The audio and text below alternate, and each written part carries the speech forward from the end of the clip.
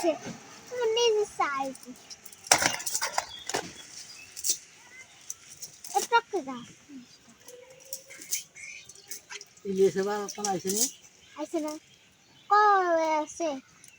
কোন ঘর